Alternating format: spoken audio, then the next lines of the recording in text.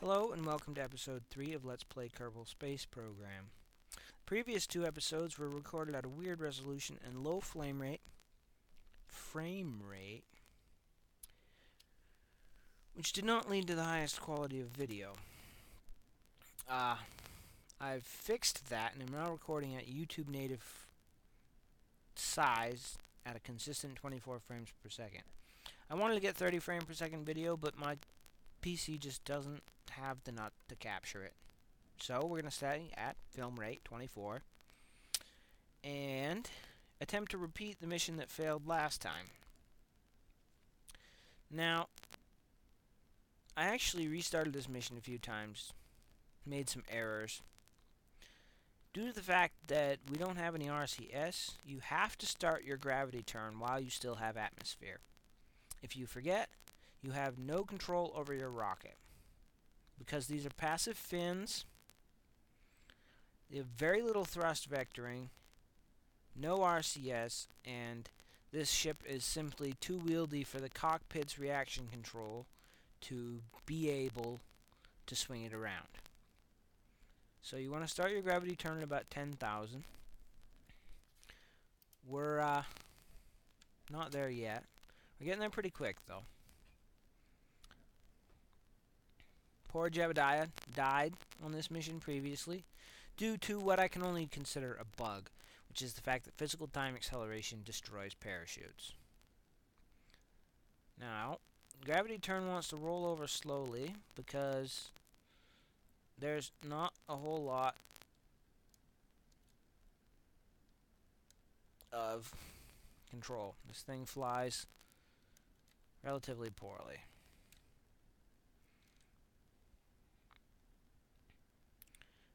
The science from this mission, we may have to unlock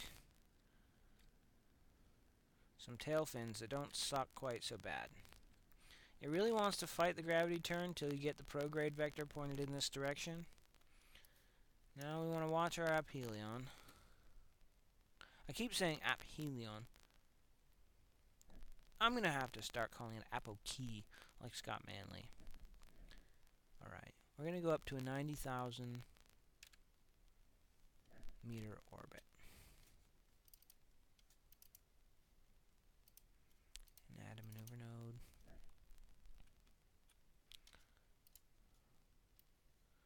It's taking a bit of getting used to playing at this resolution because I'm not playing full screen, so everything's a little bit smaller than I'm used to. But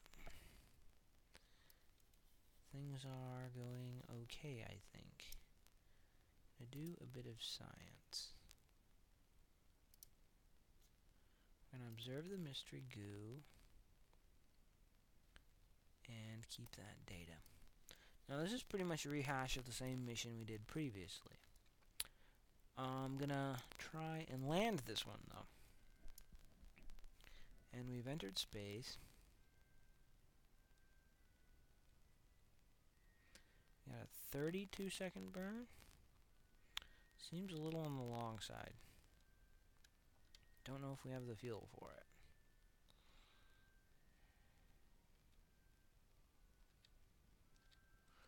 Fuel is still kind of tight on this mission.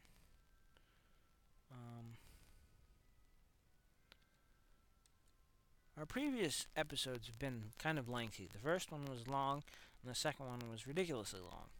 So I'm going to try and shorten episodes up. I think this mission's going to be pretty much this whole episode. As I said, I've made a couple of mistakes off camera. Not off camera entirely, but cut anyway.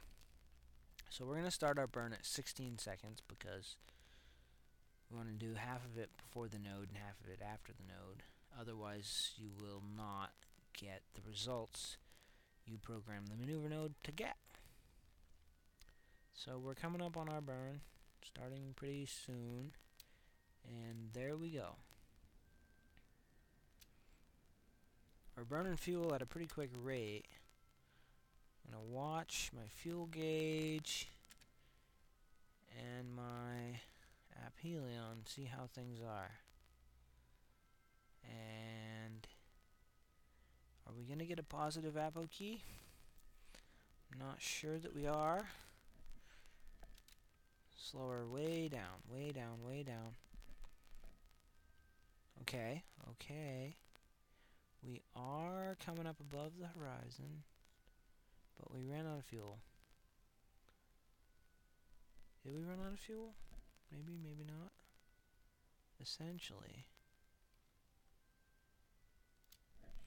yes, we are out of fuel. Perhaps this rocket really should not be considered, space-worthy.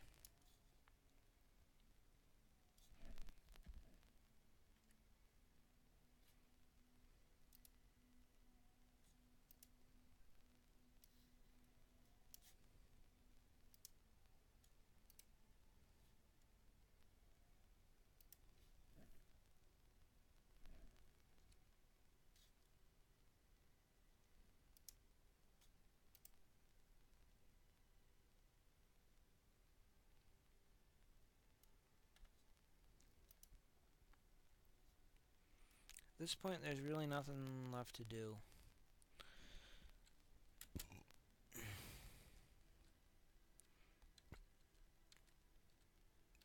I think I need a bigger ship.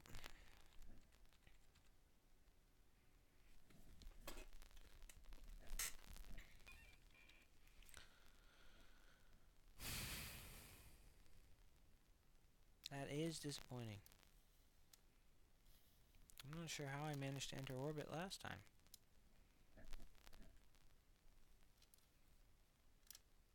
With our prairie key is down at 36 kilometers, I don't think we'll even orbit around. Fully prepped for re-entry at this point. Reaction control on just a pod is really... Oh yeah, that's an effect of the time acceleration. I forgot. Bill Kerman is excited. Normally he's a little bit freaking out. He's a little bit freaking out, but he's not freaking out in a bad way. So we're coming in. Haven't hit the atmosphere quite yet.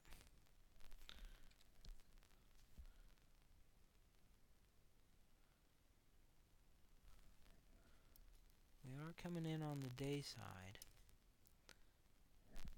If we look at our projected course, we will be on the night side, I think, by the time we touch down. But with no way to alter our course, we'll just have to deal with that. We're about to hit the atmosphere now.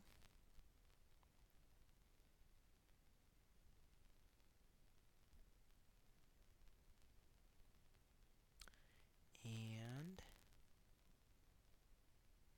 Huh. I thought... Oh, okay, it must depend on your speed.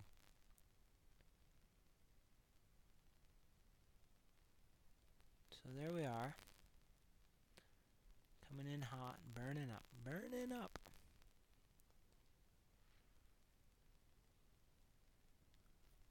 Okay, I like to punch the chute as soon as we reach that altitude. Now, last time we had a problem. This was the point where we had a problem because we were landing on some mountains that were 1,500 meters tall, which means the radar altimeter would have kicked the chute off at 2,000 meters. However, we were at 4 times time acceleration, so it tore the chute off the ship. This time we've slowed down. Ground must not be quite as high here, though, because the chute hasn't punched yet. There we go, about 500 feet off the sea level here. It would be really nice if there was a way to switch the altimeter to radar. You can see it in the cockpit, but that's a really inconvenient mode to fly things from, as realistic as it could be. So we're going to recover the vessel. And I promised these episodes would be a little bit shorter. So